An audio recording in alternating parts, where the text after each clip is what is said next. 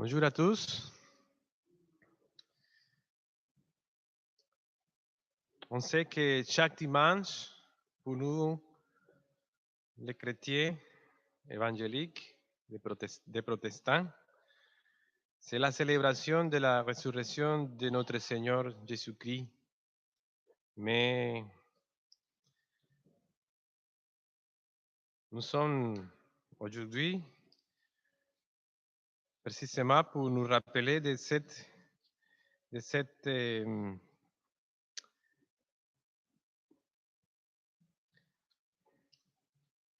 messages que nous donne la Bible par rapport à notre foi. Donc, on va aujourd'hui, nous allons lire ensemble les passages de Marc, chapitre 16, verset 1 jusqu'à le verset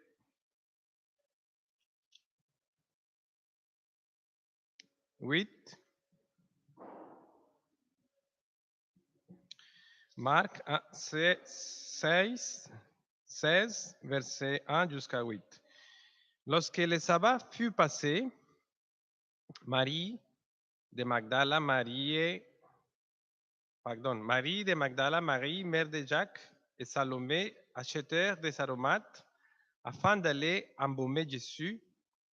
Le premier jour de la semaine, ils se rendirent au sépulcre de grand matin, comme le soleil venait de se lever. Elle disait entre elles, qui nous roulera la pierre loin de l'entrée du sépulcre? Élevant les yeux, elle s'aperçut que la pierre, qui était très grande, avait été roulée. Elles entrèrent dans le sépulcre, virent un jeune homme assis à droite vêtu d'une robe blanche. Elles furent épouvantées. Il leur dit, ne vous épouvantez pas, vous cherchez Jésus de Nazareth qui a été crucifié. Il est ressuscité. Il n'est point ici. Voici le lieu où on l'avait mis. Mais allez dire à ses disciples et à Pierre qu'il vous précède en Galilée. C'est là que vous le verrez comme il vous l'a dit. Elles sortirent du sépulcre et s'enfuirent. La peur et les truffes les avaient saisis et elles ne dirent rien à personne à cause de leur effroi. Comme vous le supposez, nous allons parler de la résurrection de notre Seigneur Jésus-Christ, une des doctrines fondamentales de la foi chrétienne. La somme et la substance de l'Écriture et pourtant les nôtres, c'est que le Seigneur est vraiment ressuscité. Notre Rédempteur vit. Comme nous chantons, l'un de ces beaux hymnes du peuple de Dieu, parce qu'il vit, je n'ai rien à craindre. Mes lendemains sont assurés. Entre ses mains, il tient ma vie. Pour 7 ans et l'éternité, je sais qu'il vit. Il est ressuscité. C'est ça le titre de notre prédication aujourd'hui. Et ce titre est donné par notre texte, verset 6. Et leur dit, ne vous épouvantez pas, vous cherchez Jésus de Nazareth qui a été crucifié, il est ressuscité. C'était les paroles des anges aux femmes, en référence au Seigneur Jésus-Christ dans le verset 6 qu'on vient de lire.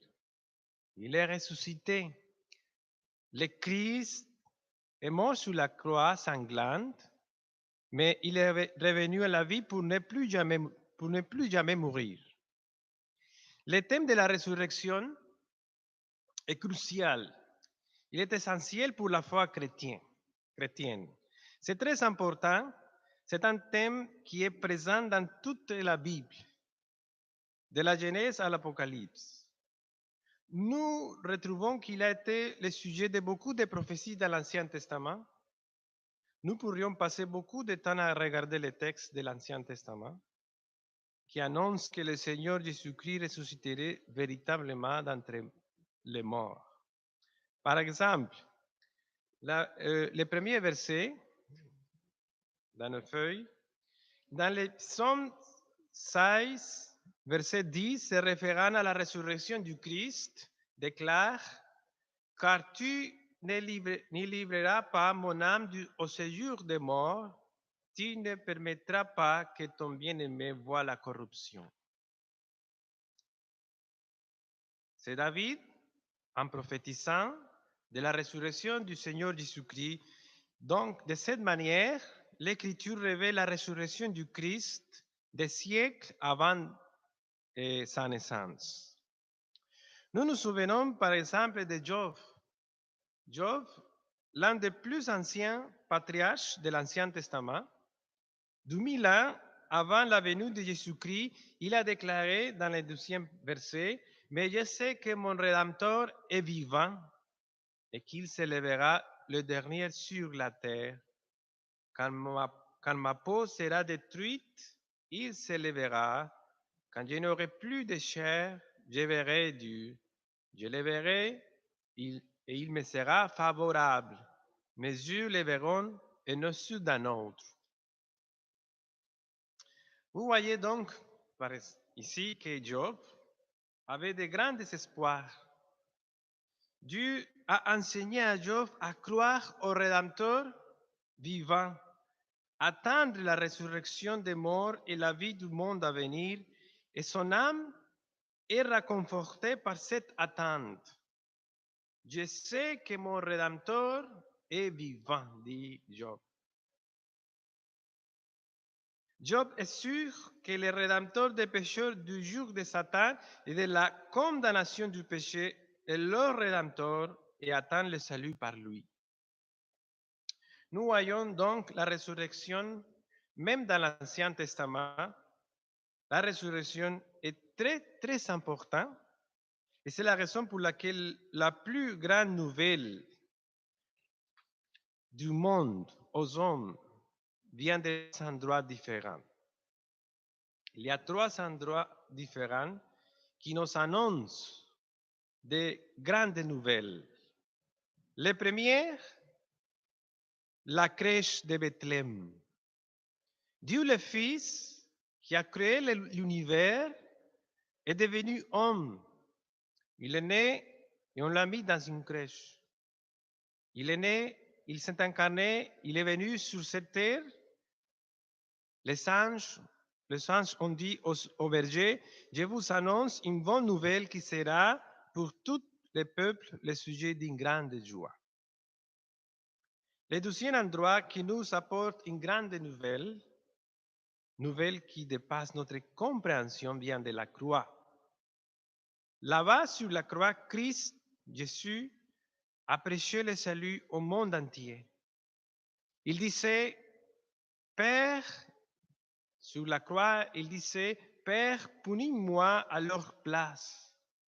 Je payerai la dette de leurs péchés, de tous ceux qui tu m'as donné. Je paye la dette. Je suis en train de satisfaire la justice divine, afin que tout pécheur qui croit en moi soit sauvé. Et le troisième endroit, nous apportant une nouvelle extraordinaire, est une tombe vide. Une tombe vide nous dit qu'il y a un véritable espoir pour chaque personne qui se répand devant le Seigneur Jésus-Christ, confessant ses péchés et ne faisant confiance qu'à lui. Il est important d'établir certaines bases avant de poursuivre dans l'étude du chapitre 16 de Marc, chapitre qui est rempli de joie et d'espoir. Il y a en effet beaucoup à comprendre sur la résurrection de Christ. Par exemple, sans résurrection, la foi chrétienne ne serait qu'une coquille vide. Ce serait une farce. Pourquoi croire en tout cela? On se demande. Ainsi, l'apôtre Paul met en garde dans son Dans sa première lettre aux Corinthiens, chapitre 15, je vous demande de la lire. Et ce soir, cet après-midi, chez vous, prenez le temps de le lire à la maison. La résurrection de Jésus-Christ est la pierre angulaire de la foi chrétienne. Si la résurrection de notre Seigneur n'était pas vraie, c'est ce que Paul nous dit dans 1 Corinthiens 15, notre sainte foi devient une simple fable. Il n'y aurait absolument rien sur lequel la foi pourrait être soutenue. Si celui qui est mort au calvaire ne s'est pas relevé de la tombe, alors Paul nous dit, par l'inspiration du Saint-Esprit, votre foi est vaine, a déclaré l'apôtre. Vous êtes encore dans vos péchés. Et tous ceux qui sont morts en faisant confiance au Christ ont également péri. Ce serait une tromperie et un mensonge. Donc, toutes les grandes doctrines de ce livre merveilleux s'effondrent comme une maison lorsque vous supprimez sa colonne principale, car tout notre espoir tourne autour de ces grands faits. Mais parce que Jésus est ressuscité, ce merveilleux évangile est ce qu'il prétend être, c'est-à-dire la vie pour tout pécheur qui croit en lui. La doctrine de la mort et de la résurrection du Christ est le fondement du christianisme. S'il est enlevé, tous nos espoirs d'éternité sont immédiatement sombrés. Il n'y aurait ni justification, ni salut si Christ n'était pas ressuscité. En se tenant fermement à cette vérité, les chrétiens endurent les jours de la tribulation et restent fidèles à Dieu. Nous croyons en vain si nous ne tenons pas la foi de l'Évangile, et cette foi est résumée dans 1 Corinthiens 15, versets 2 et 4, quand Paul nous dit, je vous ai enseigné avant tout, comme je l'avais aussi reçu, que Christ est mort pour nos péchés selon les Écritures, qu'il a été enseveli et qu'il est ressuscité le troisième jour selon les Écritures. Écoutez, s'il vous plaît. S'il n'était pas ressuscité, cela aurait signifié que son sang n'aurait pas été efficace pour nous pour éliminer les péchés. C'est simplement ça. Mais alors les Écritures nous disent, verset 20, mais maintenant Christ est ressuscité des morts, il est les prémices de ceux qui sont morts. Et nous bâtissons sur cette vérité, mes frères. Toute notre confiance est basée sur cela. Nous avons une espérance vivante parce que Christ est ressuscité. Comme nous dit 1 Pierre 1,3, verset le numéro 4, béni soit Dieu, le Père de notre Seigneur Jésus-Christ, qui selon sa grande miséricorde nous a régénérés pour une espérance vivante par la résurrection de Jésus-Christ d'entre les morts. C'est pourquoi l'évangile du Christ est totalement différent de toutes les religions, non seulement aujourd'hui, mais aussi avant. Beaucoup nient la résurrection du Seigneur Jésus-Christ car il n'existe pas de religion, et vous pouvez comparer si vous le souhaitez. Aucune religion ne peut offrir ou montrer un sauveur ressuscité. Aucune d'entre elles. Ce que le pouvoir de l'Évangile fait, les tombeaux vides.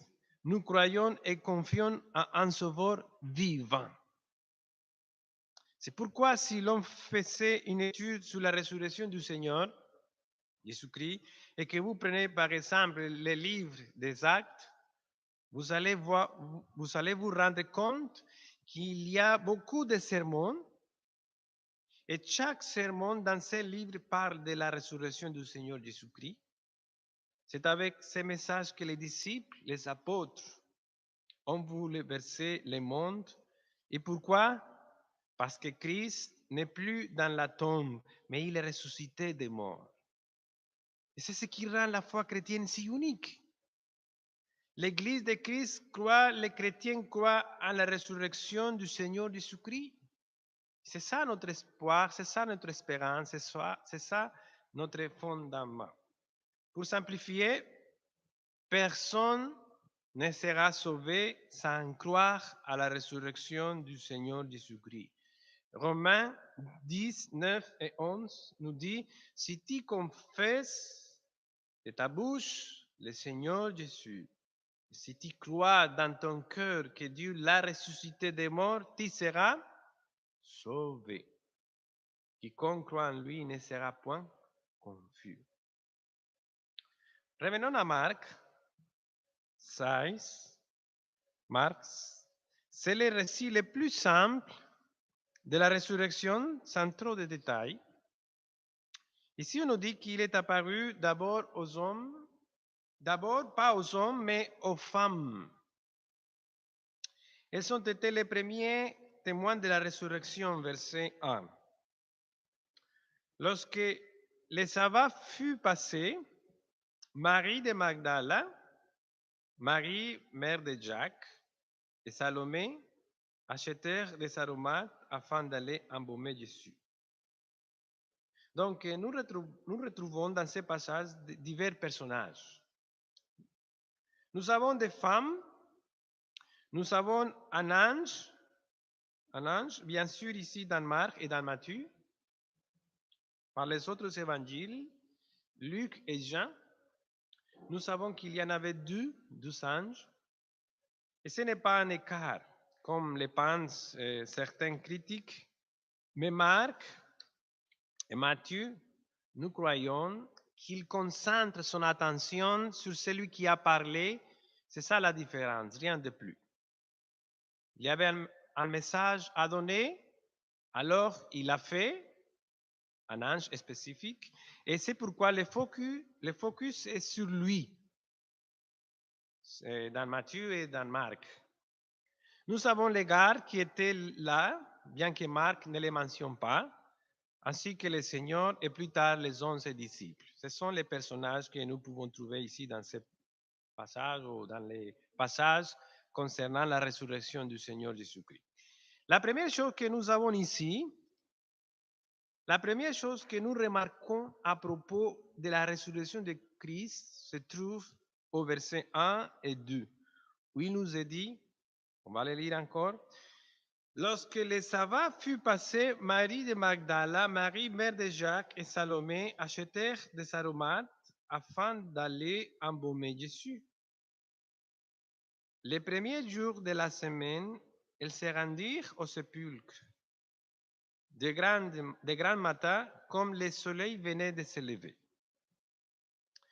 Nous assistons donc à la transition, si tu peux le voir, entre les sabbats juifs au premier jour de la semaine, au jour du culte chrétien. Nous pouvons lire les autres évangiles, Matthieu, Luc et Jean, qui font tous référence au premier jour de la semaine. Et Actes, chapitre 2, versets 1 et 2, il nous dit que les premiers jours de la semaine, le Saint-Esprit est venu. Actes, chapitre 20, l'Église s'est réunie les premiers jours de la semaine. Et plus, dans 1 Corinthiens 16, le culte et la collecte des offrandes se faisaient les premiers jours de la semaine aussi.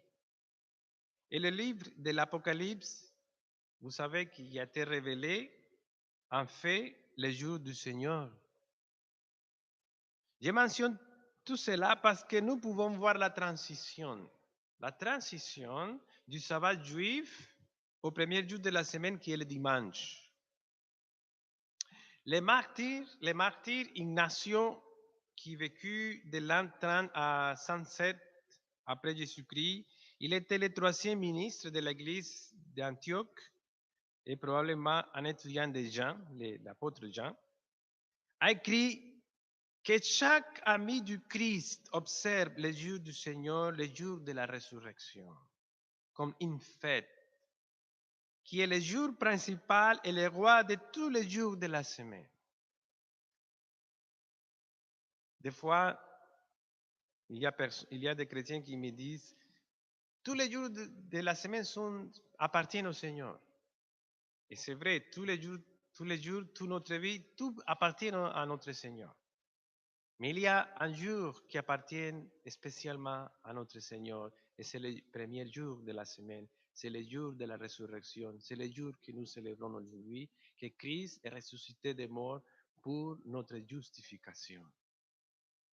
Si nous pouvions mettre une note personnelle ici, lorsque vous comptez généralement les 7 jours de la semaine, les gens commencent généralement par le lundi. Lundi, mardi, mercredi, etc. Le premier jour de la semaine, c'est et a toujours été le dimanche. On devrait dire dimanche, lundi, mardi, etc. Ce qui veut dire que cette culture éloignée de Dieu a voulu changer cette habitude. Avant tout, le monde considérait que le premier jour de la semaine était le dimanche. Nous savons, d'après les Écritures et l'histoire de l'Église, que nous sommes passés du sabbat juif au premier jour de la semaine. Pour nous souvenir de quoi? La rédemption, le salut, la résurrection de notre Seigneur Jésus-Christ. Nous ne pouvons même pas oublier qu'avec les 10 commandements, ils ont été donnés dans un contexte de libération. Rappelez-vous. Et ainsi commence Exode, chapitre 20, verset 2. Je suis l'Éternel, le verset numéro 6. Je suis l'Éternel, ton Dieu, qui t'a fait sortir du pays d'Égypte, de la maison de servitude. Et après, le Seigneur donne les 10 commandements. Et ça, c'est la base. Je suis l'Éternel, ton Dieu, qui t'a fait sortir du pays d'Égypte, de la maison de servitude. Ainsi, les commandements avaient aussi pour but d'honorer Dieu pour la délivrance. Ceci est spécifiquement dit à propos du sabbat dans Deutéronome, chapitre 5, verset 15. Tu te souviendras que tu as été esclave au pays d'Égypte et que l'Éternel, ton Dieu, t'en a fait sortir à main forte et à bras étendus. C'est pourquoi l'Éternel, ton Dieu, t'a ordonné d'observer les jours du repos. C'est la même chose pour nous, mes frères. Nous étions avant esclaves du péché. Le Seigneur nous a fait sortir, nous a délivrés, nous a donné sa grâce. C'est pourquoi nous devons l'honorer un jour spécial, comme aujourd'hui. Les Juifs de l'Ancien Testament étaient censés d'ajouter cet aspect du sabbat et commémorer et proclamer qu'ils avaient été rachetés d'Égypte. Par conséquent, depuis que le Christ est venu au monde, nous nous concentrons évidemment sur la délivrance beaucoup plus grande qui était caractérisée par celle des Juifs. Parce que rappelez-vous que tout ce qui a vécu le peuple d'Israël dans ce pèlerinage, la Bible nous dit dans le Nouveau Testament que c'est pour nous enseigner, pour nous apprendre à nous aussi aujourd'hui. C'est-à-dire la délivrance que Christ a obtenue au calvaire. Par conséquent, le sabbat chrétien a aussi ce but, être un jour pour l'adoration et l'annonce du Christ libérateur. C'est un jour qui se souvient et proclame la rédemption maintenant en Christ. Ceux qui continuent à adorer le samedi, ils disent souvent, vous, on dit à nous, les chrétiens évangéliques, Ah, vous ne vénérez pas Dieu les samedis, les jours de l'adoration. Par exemple, les adventistes. Mais non, nous ne croyons pas cela, nous croyons au premier jour de la semaine qui est le dimanche. Et pourquoi? Parce que plus que la création, nous commémorons la rédemption et le salut. Et s'il était ressuscité samedi, eh bien, nous saurions célébrer le sabbat. Mais il s'est relevé d'entre les morts le premier jour de la semaine, qui est le dimanche, et nous avons cela dans de nombreux versets tout au long du Nouveau Testament. Ainsi, le premier jour de la semaine, on nous dit, les femmes sont allées au tombeau pour pouvoir faire quelque chose. Verset 1-2. Lorsque le sabbat fut passé, Marie de Magdala, Marie, mère de Jacques et Salomé achetèrent des aromates afin d'aller embaumer Jésus. Le premier jour de la semaine, se rendirent au sépulcre de grand matin, comme le soleil venait de se lever. Nous voyons qu'elles sont allées afin d'embaumer le corps du Seigneur Jésus-Christ, mais si elles avaient écouté attentivement ce que le Seigneur Jésus-Christ avait dit auparavant à propos de sa résurrection, elles ne seraient jamais allées au tombeau. Elles auraient su que ce n'était pas nécessaire de faire quoi que ce soit avec le corps du Seigneur, parce que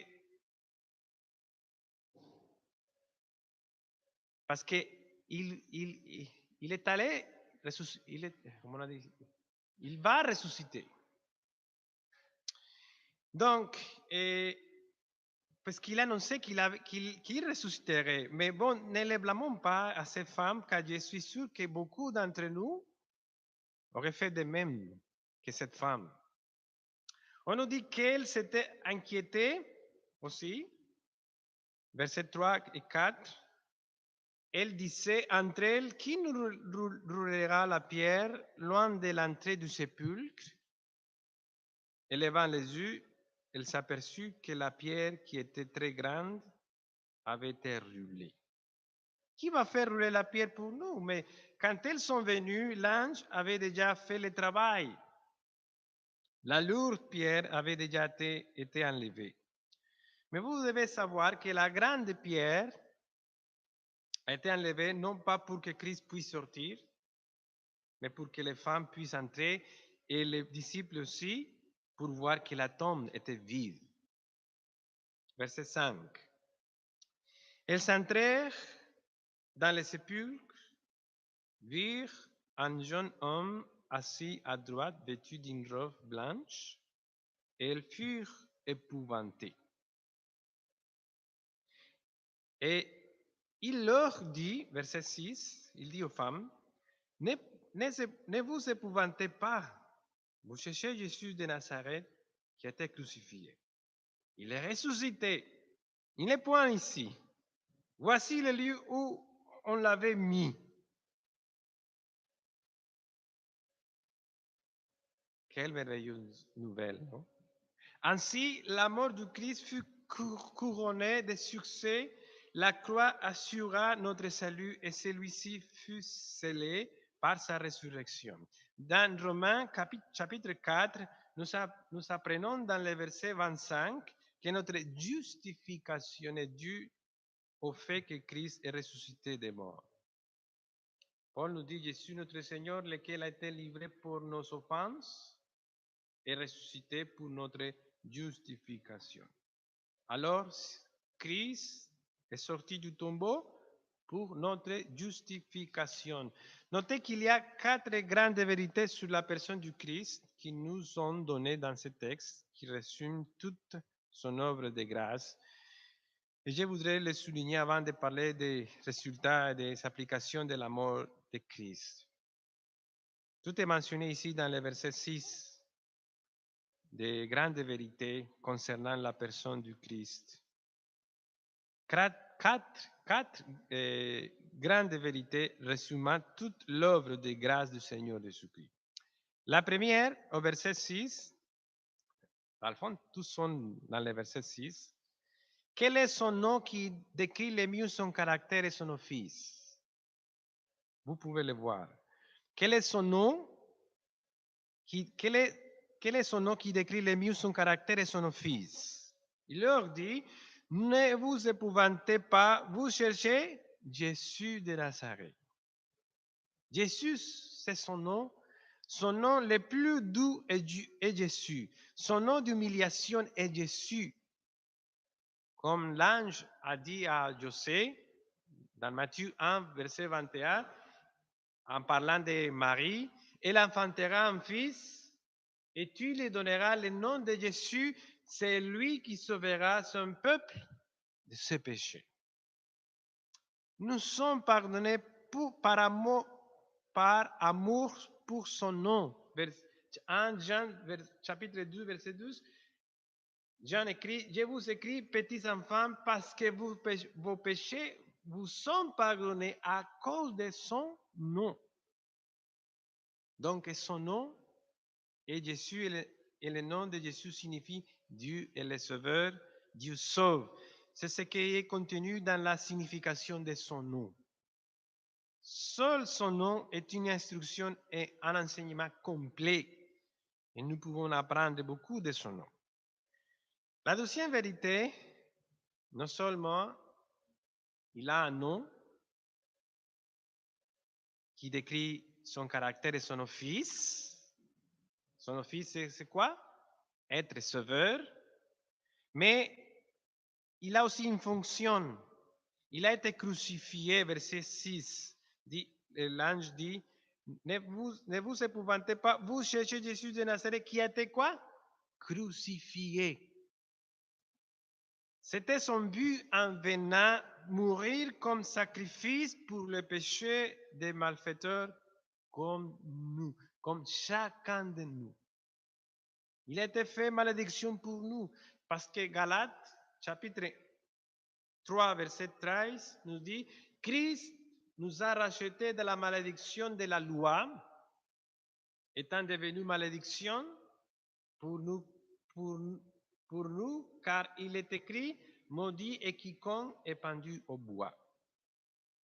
Quelle bénédiction, mes frères. Il y avait une malédiction sur quiconque était pendu au bois, et vous pouvez voir que le Seigneur Jésus-Christ a tant souffert pour nous, pour son peuple sur la croix. Il a souffert pour nous afin de payer pour nos péchés devant Dieu. Donc, son nom est Jésus, et son nom est aussi le crucifié. Mais il y a une troisième vérité, verset 6, qu'on peut voir. C'est quoi la troisième vérité? Il est ressuscité. Il n'est point ici. On le voit, son nom, crucifié, Jésus crucifié, ressuscité, il n'est point ici. Et celui qui a été enterré, il a été mis dans un tombeau, mais il n'est plus à cet endroit, il est donc celui qui est ressuscité. Et maintenant, numéro 4, verset 7. Mais allez dire à ses disciples, allez quoi? Allez dire à ses disciples et à Pierre qu'il vous précède en Galilée, c'est là que vous le verrez comme il vous l'a dit. C'est quoi la vérité ici? Il est celui qui doit être prêché, doit être annoncé. Comme le dit Luc, verset 24, chapitre 24, verset 47, et que la repentance et le pardon des péchés soient prêchés en son nom dans toutes les nations à partir de Jérusalem. Amen. Et c'est la bonne nouvelle, la bonne et merveilleuse nouvelle pour les gens du monde entier, y compris aussi à Montréal, dans nos villes, dans nos quartiers.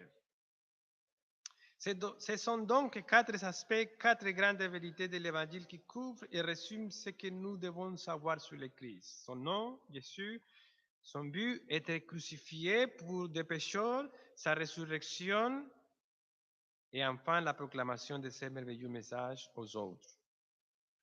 Et maintenant, je vais vous parler de certaines répercussions ou des conséquences, car la résurrection du Christ a apporté des conséquences non seulement pour les gens de son époque, mais pour nous aussi. Nous pouvons voir la première conséquence, ou la première répercussion. Nous la voyons ici au verset 5. Ce fut la première chose que l'ange dit aux femmes, verset 5. Elles entrèrent dans les sépulcres, virent un jeune homme assis à droite vêtu d'une robe blanche, et elles furent épouvantées.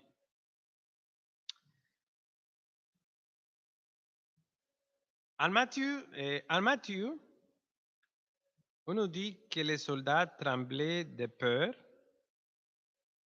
aussi, en tel point qu'ils se sont évanouis et ils sont tombés comme morts aussi. Et ça concerne les soldats. Et les incroyants aussi. Un jour, nous serons tous devant le trône de Christ pour être jugés. Et ce jour-là, les incroyants trembleront. Ils seront morts de peur, comme les soldats l'étaient le jour de la résurrection. Ils avaient probablement vu des miracles. Imaginez-vous, les soldats ont vu les miracles de la résurrection. Mais les miracles ne convertissent personne. Comme on nous dit des fois certains prédicateurs, qu'il faut faire des miracles pour que les personnes croient en Christ. Mais non. Alors, mais ici, on nous dit aux femmes, verset 6, et leur dit, ne vous épouvantez pas. Ne vous épouvantez pas. C'est la première répercussion. Il est très intéressant de voir que quand Christ est né, les anges ont dit aux bergers aussi, ne craignez pas. Maintenant, il est ressuscité entre les morts et c'est le même message. Ne vous épouvantez pas. Le Seigneur a toujours le même message pour son peuple. Ces femmes ont eu une obéissance aimante et ont été bénies par cette consolation.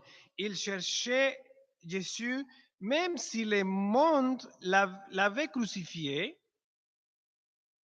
bien que beaucoup se soient écartés et l'aient abandonné, les femmes s'accrochaient à lui avec une loyauté aimante. Ne vous épouvantez pas, dit le Seigneur à travers les anges à cette femme-là. Contrairement aux soldats et aux incroyants. Oh amis, voilà l'une des conséquences merveilleuses de l'évangile de notre Sauveur ressuscité. Ne craignez pas, ne vous épouvantez pas. Vous qui voulez être sauvés, vous qui voulez suivre le Christ et qui le suivez déjà, vous ne devriez pas avoir peur. En lui, le salut de votre âme est complet.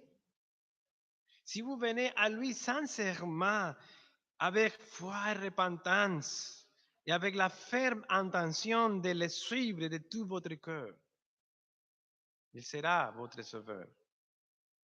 La terre a tremblé, les gardiens ont tremblé, oui, mais le message du Seigneur pour cette femme, c'est ne vous épouvantez pas, parce qu'il n'y a pas de terreur dans le ciel pour les enfants de Dieu qui s'approchent de la croix de Jésus et qui confient leur âme à celui qui est mort pour eux, celui qui est sorti de la tombe.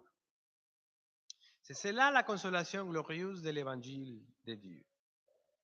Laissez-moi vous dire qu'il n'y a rien dans la Bible, rien dans le ciel, rien sur la terre, ni l'enfer qui puisse faire peur à un homme qui met sa confiance en Jésus.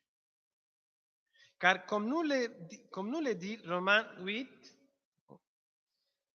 rien ne peut nous séparer de l'amour de Dieu manifesté en Jésus-Christ notre Seigneur. On va lire ce passage, on va aller chercher dans nos Bibles. Romains chapitre 8.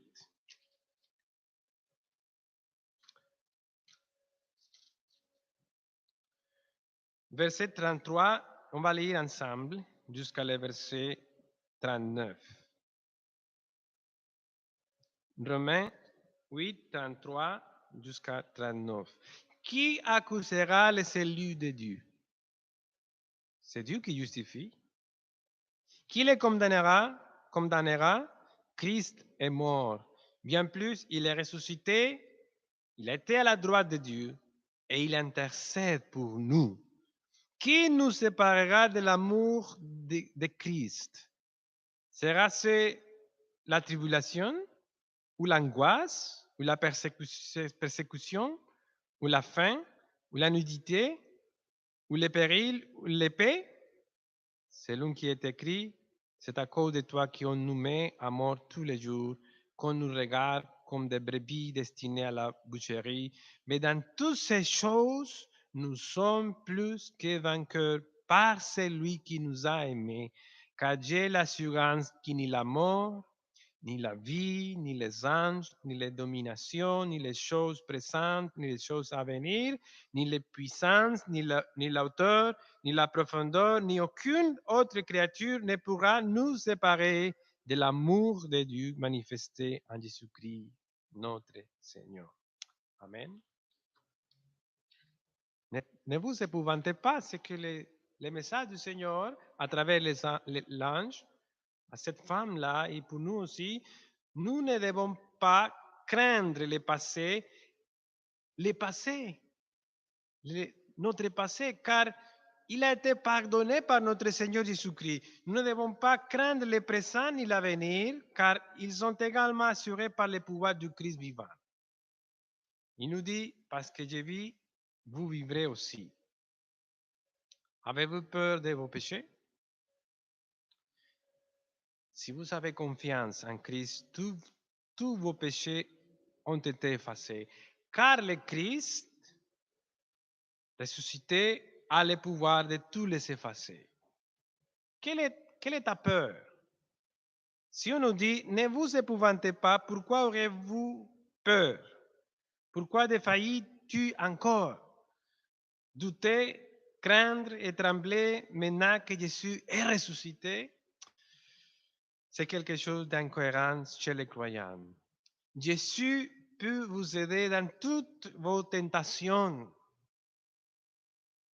Il vit toujours pour intercéder pour vous. Il peut vous sauver perpétuellement. Hébreux 7, 25 nous dit, c'est aussi pour cela qu'il peut sauver parfaitement ceux qui s'approchent de Dieu par lui, étant toujours vivants pour intercéder en leur faveur.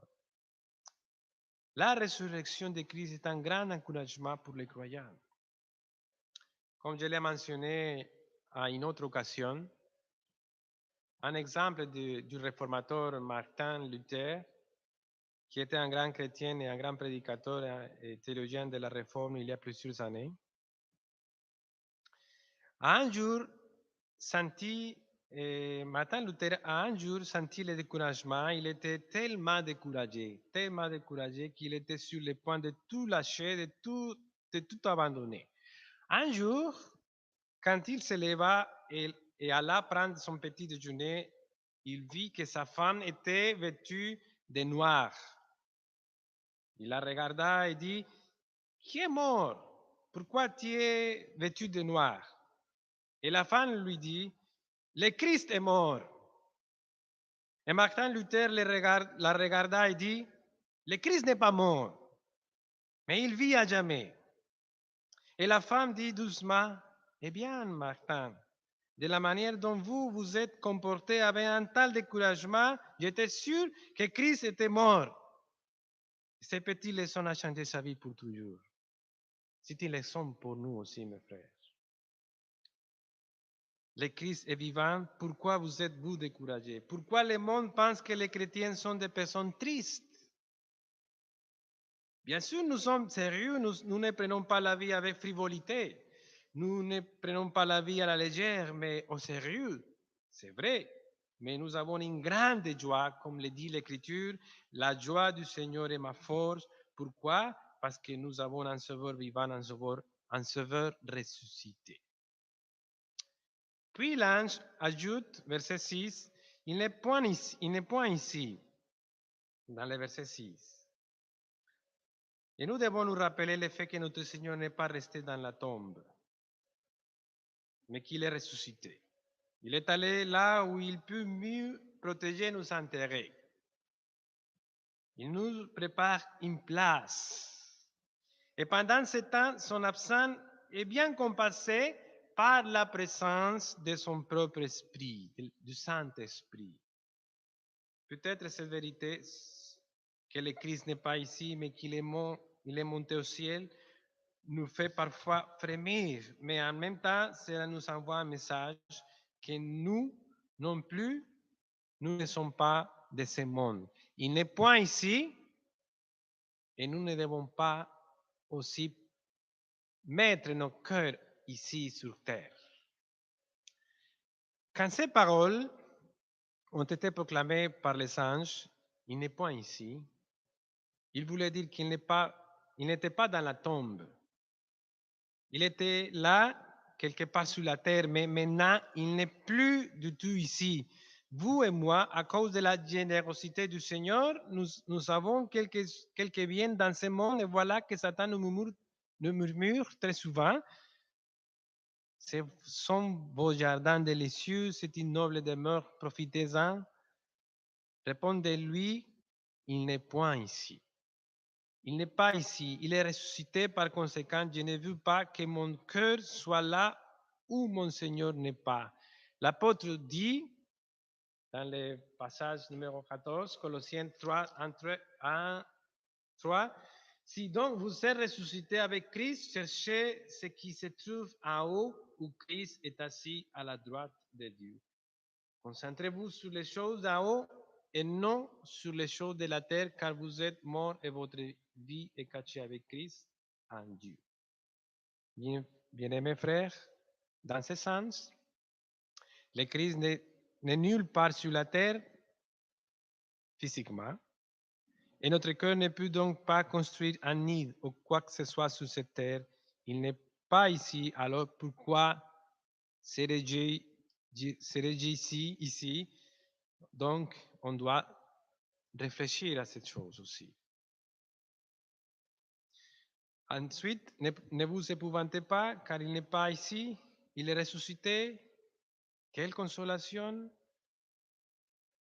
Nous ne cherchons pas un Christ mort et vous ne priez pas un sauveur enseveli, il est vraiment en vie. La deuxième leçon, notre relation avec le Seigneur ressuscité, verset 7, notre relation. Mais allez dire à ses disciples, les anges disaient, allez dire à ses disciples. Et c'est là notre relation avec notre Seigneur. Qu'est-ce qu'un disciple? Il est un disciple d'un maître. Et nous savons que c'était l'un des noms que les gens à l'époque de l'Église primitive donnaient aux disciples de Jésus. Dans Actes 11, 26, oh, je ne l'écris pas, il n'est pas écrit, on nous dit que les disciples furent appelés chrétiens pour la première fois à Antioche. Sommes-nous ses disciples? C'est ça la question. Sommes-nous chrétiens? Quelqu'un a écrit, pourquoi nous appelle-t-il chrétiens? Le nom chrétien signifie que nous sommes complètement identifiés avec le Christ parce que nous sommes ses disciples.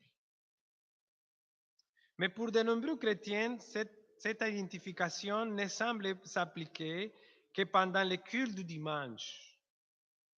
Pendant la semaine, de nombreux croyants semblent mettre de côté l'étiquette chrétienne qu'ils portent le dimanche lorsqu'ils chantent des louanges à Dieu, lisent les Écritures, prient et écoutent un sermon. Comment vivent certains chrétiens? Certains vivent pour gagner de l'argent, d'autres sont en train de détruire leur corps par la toxicomanie, et d'autres encore utilisent un langage profane et indécent dans le cadre de leur discours quotidien. La question pourquoi nous appellent-ils chrétiens est personnelle et directe. Cela fait rougir de nombreux chrétiens.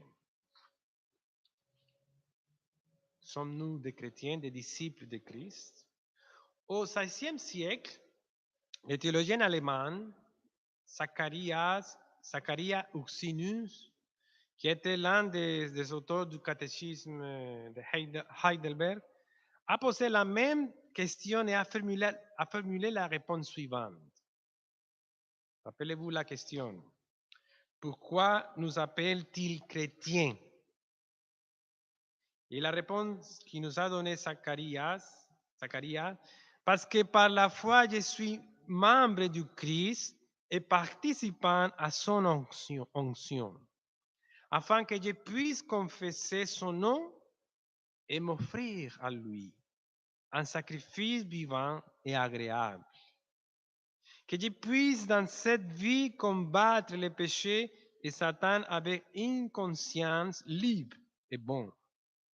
Et pour qu'après cette vie, je règne éternellement avec le Christ sur toutes les créatures.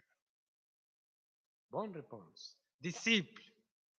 Ceci est un résultat merveilleux de la résurrection de Christ pour vous et pour moi, si vous croyez en Jésus-Christ. Donc, il y a une nouvelle relation, une nouvelle filiation avec lui. Dans Hébreux 2:11, on nous a dit qu'il n'a pas honte de nous appeler ses frères. Donc, la résurrection nous donne une relation avec lui. Et troisième point, verset 7 de Marc 16, mais allez dire aux disciples et à Pierre qu'il vous précède en Galilée. C'est là que vous les verrez comme il vous l'a dit. Notre troisième point, c'est que nous avons un message à annoncer aux autres. C'est une répercussion inconséquente de la résurrection du Christ. Verset 15, on va lire ensemble le verset 15. Puis il leur dit, allez par tout le monde et prêchez la bonne nouvelle à toute la création. Celui qui croira et qui sera baptisé sera sauvé, mais celui qui ne croira pas sera condamné. Nous avons donc, mes frères, un message, une excellente commission à annoncer à tout le monde cette bonne nouvelle. C'est le grand moyen de propager notre sainte foi. Que tous ceux qui ont, en ont entendu parler et l'ont embrassé de toute leur âme l'annoncent aux autres. Ne gardons pas la vérité bénie pour nous. Faites savoir aux autres que Christ est ressuscité. Passons ce message autour de nous comme l'ont fait les anciens chrétiens et comme quelqu'un l'a fait un jour avec nous. Mes frères, prêchons l'évangile, répandons la semence de l'évangile. Voici l'essence du message de l'évangile. Que Christ, Jésus, est mort pour nos péchés et qu'il est ressuscité le troisième jour pour notre justification. Il est mort à notre place. Il est ressuscité en tant que représentant de nous des pécheurs pardonnés. Il est mort pour que nos péchés puissent être pardonnés et il revit pour que notre âme puisse vivre éternellement. Nous invitons avec empressement les autres à venir à Jésus et à lui faire confiance. Dites-leur qu'il a de la vie pour les morts. Si seulement ils regardaient avec foi à Jésus crucifié. Dites-leur que ce regard de foi est une question qui concerne leur âme. C'est une confiance simple mais profonde. Dites-leur que personne n'a jamais eu confiance en Christ pour ensuite être rejeté. Dites-leur que ce que vous avez reçu parce que vous avez mis votre confiance en Jésus et comment le Seigneur a complètement changé votre vie. C'est ainsi par l'annonce de l'Évangile que beaucoup de disciples s'ajouteront au peuple de notre Seigneur, à son Église, et le Sauveur ressuscité sera glorifié et vous serez également réconfortés par la joie des pécheurs repentants.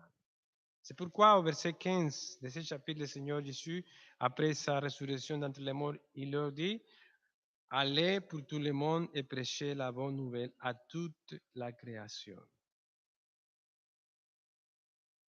Pour terminer, qui avons-nous comme Seigneur? Le Christ ressuscité, le crucifié, celui qui a été mis dans le tombeau, mais qui est ressuscité, mais aussi celui qui reviendra. Il a dit, je suis la résurrection et la vie.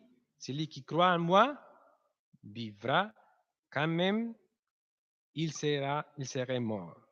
Le jugement final sera rendu par l'homme qui a été désigné Seigneur de tout, Jésus-Christ. Pourquoi? Parce que le Christ est ressuscité des morts. Puisque le Christ est ressuscité, nous, son peuple, serons également ressuscités. Christ n'est pas ressuscité des morts en tant que personne privée, mais en tant que chef public de l'Église. Et une fois la tête ressuscitée, le reste du corps ne peut pas rester dans la tombe. La résurrection du Christ est la garantie que nous le ferons également. Le dernier verset, sachant que celui qui a ressuscité le Seigneur Jésus nous ressuscitera aussi avec Jésus et nous fera paraître avec vous en sa présence. Je vous demande, votre espoir éternel est-il placé sur la résurrection de Jésus-Christ? Avez-vous confiance en lui? Croyant qu'il est mort et ressuscité pour vous? Placez-vous toute votre confiance sur le mérite de son sang certifié par le fait de sa résurrection? Si tel est le cas, vous avez une base véritable et solide, une base contre laquelle même les portes de l'enfer ne prévaudront pas. Mais si vous bâtissez sur ce que vous avez fait ou ce que vous faites en ce moment, vous construirez sur du sable qui sera emporté par les vents. Et tous vos espoirs seront perdus. Et que chacun de nous bâtisse sur la pierre vivante du Christ. Mort, enterré, ressuscité, que chacun ait confiance en lui, qui est la pierre principale de l'angle choisi, précieuse. Ceci est édifiant d'une manière sûre, éternelle et heureuse. Amen. Merci Seigneur pour l'espérance que nous avons en toi, l'espérance de la résurrection, de la nouvelle vie, de la gloire éternelle, parce que Christ est vivant, parce qu'il a ressuscité d'entre les morts pour nous, pour nous sauver, pour être notre Sauveur vivant, notre Sauveur qui intercède pour nous chaque jour, Seigneur. Merci parce que nous avons, Seigneur, un Sauveur qui est dans les cieux et qui est aussi avec nous ici par ton Saint-Esprit.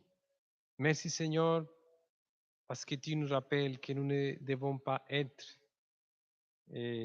découragés, sinon que nous devons, Seigneur, nous confier à toi toujours. Merci pour ta parole, Seigneur. Aide-nous, Seigneur, à la méditer, à réfléchir dans tes paroles, Seigneur.